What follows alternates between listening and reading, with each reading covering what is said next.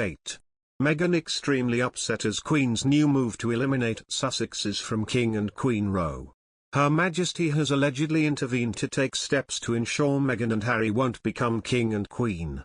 There's the rub, because while Harry might be currently essentially a monarchical irrelevance, a tragedy of some sort, which is not out of the realm of possibility, could see the 36-year-old end up on the throne. Not to be too macabre here, but, should something happen to William and his son and heir Prince George, it would be the now California-based content creator and man with an unusual fondness for the word impact who would ascend to the throne after Charles.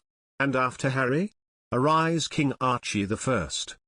Even if the Cambridge family wasn't travelling together, and only father of three William was killed in this hypothetical, Harry could end up essentially ruling, as he would likely be made regent if Charles passed away before George turned 18, and the boy could therefore assume the crown in his own right.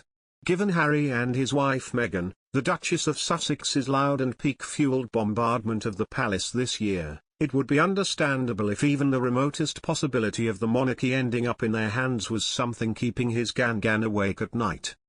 Not so long ago, the prospect of a King Henry IV would have been tragic but also a bit thrilling. What would the irrepressible charmer do with the top job?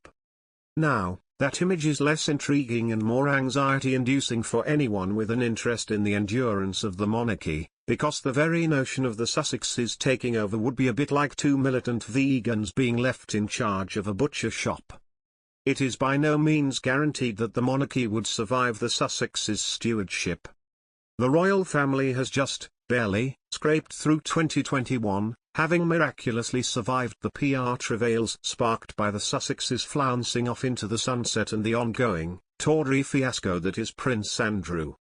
The Windsors, left in the UK with their hands on the royal tiller, might currently be enjoying buoyant public support, thanks in part to their stellar showing during the pandemic and leadership on climate change, but these recent gains are tremulous. All it would take would be a new family scandal, a new Andrew revelation, or even new, devastating revelations from Harry for this current state of royal popularity to be dealt a disastrous, even fatal, blow. The palace desperately needs calm seas and plain sailing in the coming years to really get the royal family back on track after one of the most destabilizing and damaging periods in its modern history. So imagine for a moment, given this highly precarious state of affairs, if the royal house's most vocal critic ended up in the top job. Would he dismantle an institution he has shown a dearth of respect for or interest in? How would he reshape or remake the organization which he has blamed for so many of his problems and so much of his unhappiness? The throne could end up in free fall. While this is all worst-case stuff, the fact that Her Majesty is allegedly concerned about these things hardly suggests that family wounds are healing or hurts being mitigated by time and distance. Moreover, the House of Windsor might be enjoying a purple patch and a second honeymoon of sorts with the British public, but these recent gains and all of this momentum could be dashed in the blink of a day's news cycle or in one loose bolt in a chopper's rotor. Meghan Markle and Prince Harry may celebrate their Christmas virtually with the royal family, a friend of Princess Diana claimed.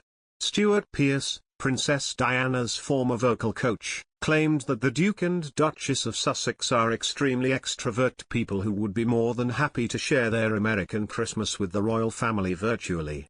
Meghan Markle enjoyed Sandringham Christmas back in 2017, when she became the first commoner ever to be invited to be part of the celebration whilst still only engaged to Prince Harry. Asked whether Meghan and Harry would phone the Queen on Christmas, Mr. Pearce told Royal US, "I would imagine, because they are both, Harry and Meghan are extremely extrovert people.